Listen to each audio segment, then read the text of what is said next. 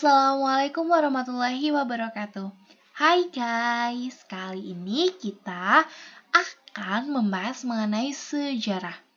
Dan kali ini kita membahas mengenai sejarah dunia, yaitu Renaissance di Italia. Sejarah dunia yang disusun oleh Intan Aziza. Welcome to Mobile Legend. No, welcome to my book. Kita kali ini akan membahas mengenai awal mula Renaissance, pengaruh adanya Renaissance, dan karya masa Renaissance. Langsung aja kita masuk ke masa Renaissance.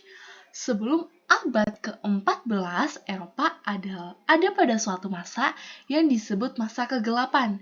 Pada masa ini, Eropa dikuasai oleh penyihir, naga, Dracula, dan manusia serigala. No, tentu tidak. Itu hanya ada di cerita fiktif. Pada saat itu, Eropa itu ada pada masa di mana kebudayaan sedang tidak berkembang dan ilmu pengetahuan seperti berjalan di tempat. Pada masa Renaissance atau Renaissance adalah periode yang sangat penting dalam sejarah seni, ilmu pengetahuan, dan budaya yang dimulai di Italia pada abad ke-14 dan berlangsung hingga abad ke-17. Pada masa ini, Italia menjadi pusat perhatian karena munculnya seniman cendekiawan dan penemuan yang menghasilkan karya-karya terkenal dan mengubah cara pandang dunia. Pada masa ini juga terjadi perubahan dalam cara berpikir dan pandangan manusia terhadap dunia.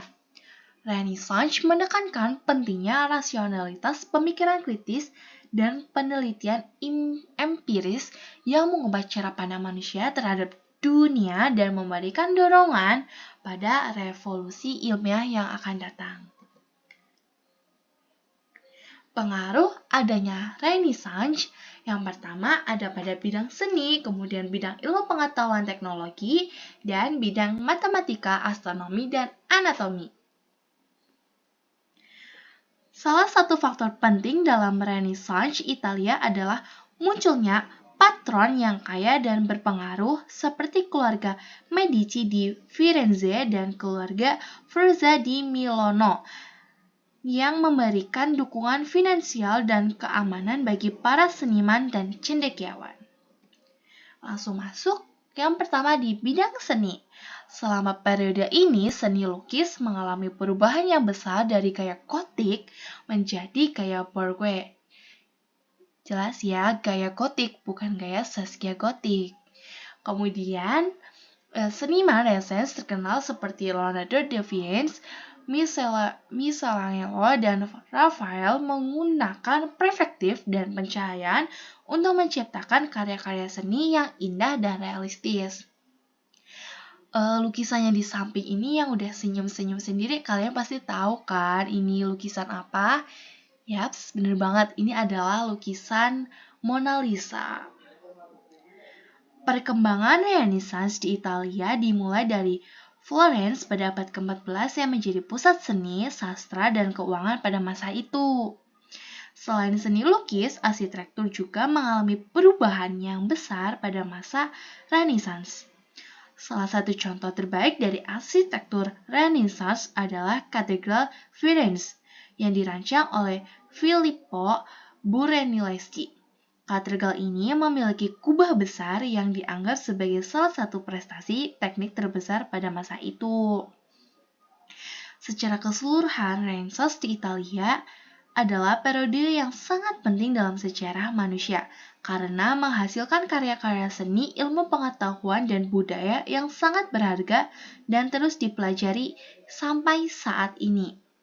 Pada masa ini, Italia menjadi pusat perhatian dan pusat budaya yang mempengaruhi perkembangan seni dan keilmuan di seluruh Eropa. Salah satu faktor utama dalam perkembangan Renaissance adalah kebangkitan kembali minat pada seni klasik Yunani dan Romawi. Periode ini juga ditandai dengan penemuan-penemuan baru dalam sains, teknologi, dan eksplorasi. Karya-karya seni pada masa Renaissance sering menampilkan tema-tema religius, mitologis, dan sejarah. Gaya seni yang terkenal sebagai perfektif menjadi populer pada masa ini dan mengubah cara seniman melukis dan menggambarkan untuk menciptakan ilusi ke dalam dan ruang. Renaissance yang berarti kebangkitan dalam bahasa Italia. Jadi, Renaissance itu di dalam bahasa Italia artinya kebangkitan. Lanjut, kita masuk ke dalam bidang ilmu dan pengetahuan. Di samping yang merupakan contoh dari perkembangan pada masa Renaissance yaitu mesin cetak.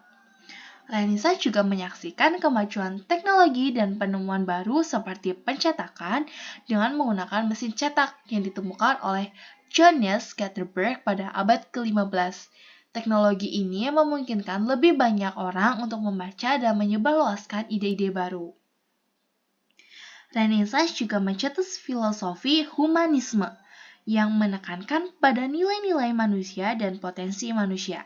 Humanisme seperti Francesco Petrarch mempelajari kembali sastra kuno dan menemukan kembali nilai-nilai humanisme di dalamnya. Renaissance menciptakan kehidupan sosial yang baru dan memunculkan kelas bourgeois dan kelas menengah baru.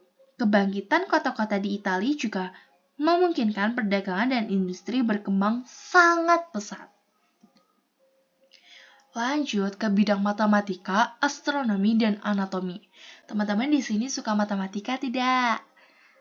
Harus kalian sukai ya, karena semua pelajaran pasti akan membawakan pengaruh bagi kita. Karena tidak ada materi yang sia-sia dan tidak ada materi yang tidak berguna dalam kehidupan kita.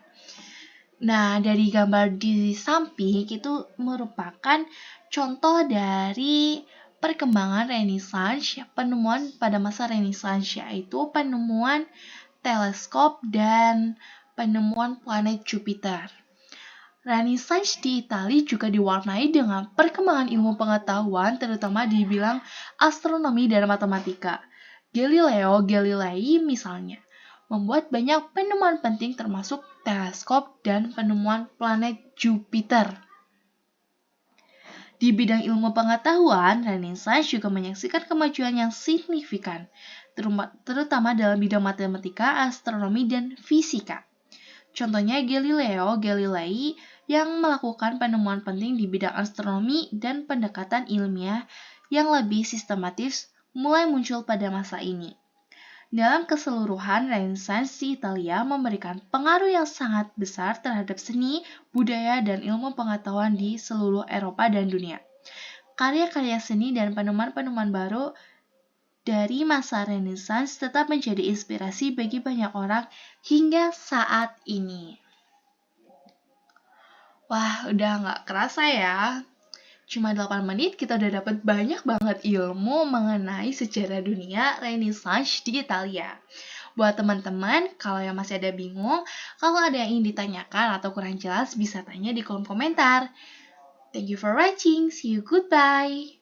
Akhir kata, wassalamualaikum warahmatullahi wabarakatuh.